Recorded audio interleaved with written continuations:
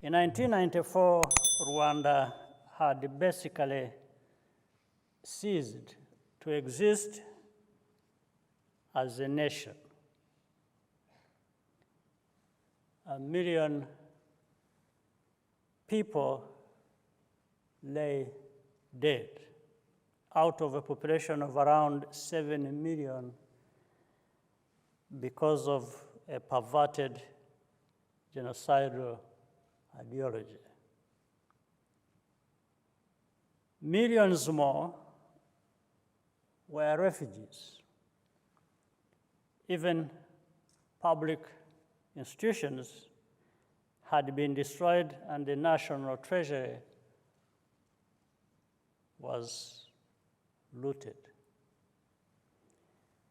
To most observers, all that Rwandans could aspire to in the generation which followed that tragedy was simply to survive. Charting a pathway to prosperity seemed like a preposterous dream. We still have a long way to go, but our country has been fundamentally transformed for the better. We found our way forward by innovation through homegrown solutions in 3 key areas. Let me give you some examples of each. First and foremost was the need to innovate around national unity and social cohesion. We started by creating security because that is the basis for anything else to happen. We also immediately initiated the process of merging the Liberation Army with the defeated army of the former government. A country without a shared national identity has no future. Rwanda's historic unity had been progressively corrupted by the previous colonial and post-independence governments.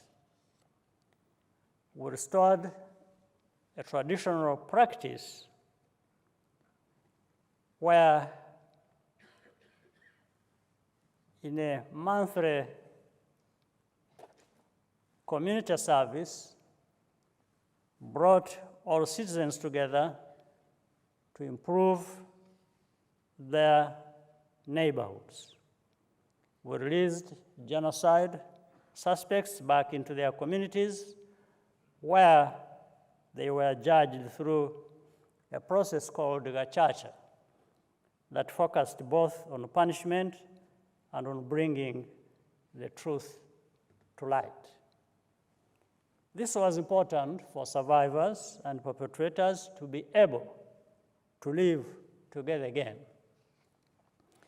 We also focused on equipping young Rwandans with a positive concept of citizenship that emphasizes that we all share rather than what divides us. As a result, today, independent polls find that Rwanda has some of the highest levels of social trust in the world. Second, we had to innovate in techniques of inclusive, citizen-oriented governance. In the past, public institutions and assets were treated as the property of a few. Even to study at secondary school was a privilege afforded to those with political connections. But whenever citizens do not enjoy equal rights, and treatment, a country's stability is at risk. This is why we strive to establish a culture of meritocracy, where every young Rwandan knows that hard work and excellence will bring rewards regardless of background.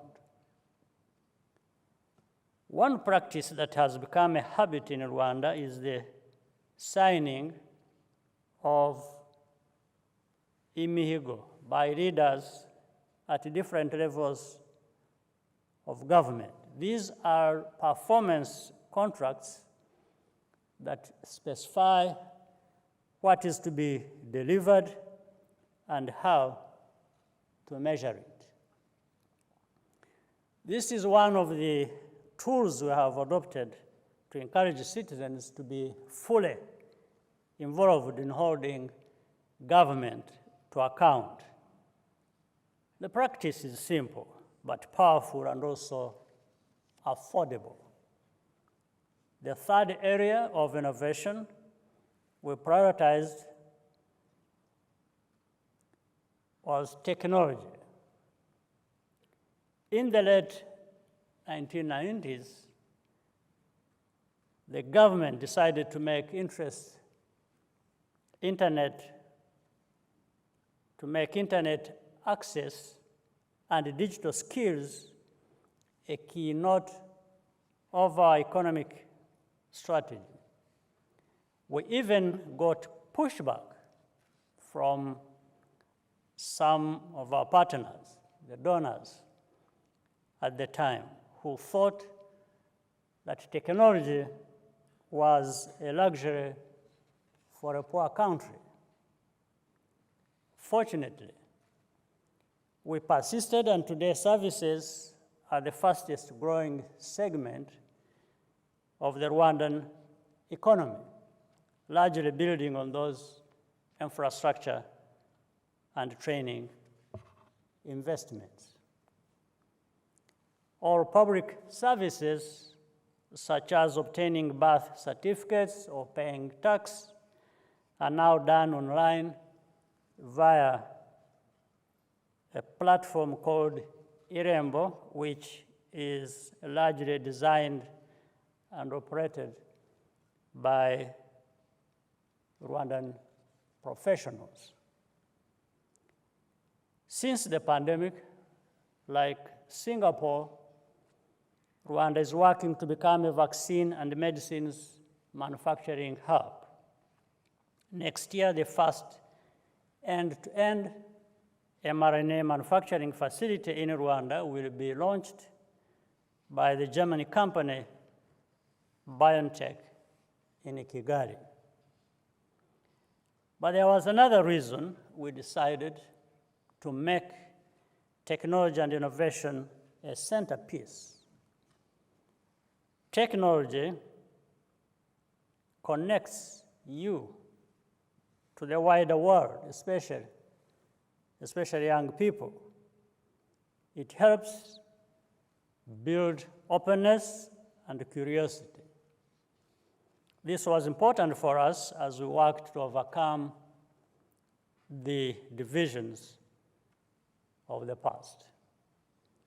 What connects these three types of innovation that make a difference, that made a difference on Rwanda's journey, is the importance of mindset change. From closed to open, from dependent to self-reliant. Above all, to have the confidence to just be our best selves as Rwandans and as Africans, rather than trying to copy or imitate others.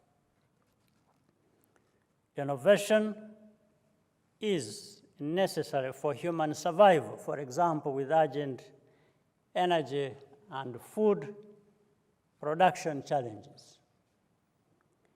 It is incidentally why Singapore's story of building a successful society continues to have a wide meaning.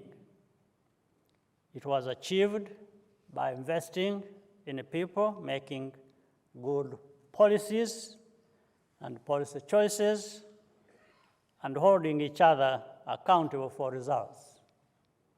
It was not an automatic process that can be taken for granted.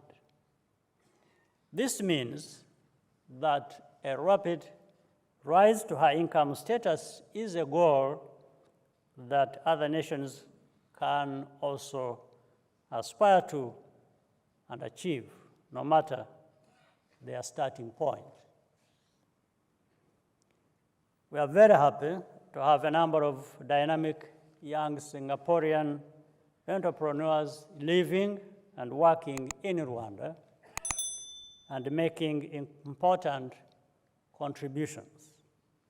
We therefore look forward to much more collaboration and partnership with Singapore and other like-minded nations and institutions.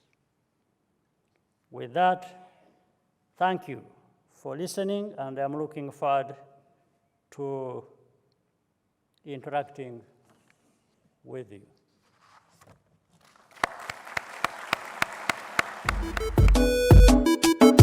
I'm a king, yes, I'm a king, I think I'm a king,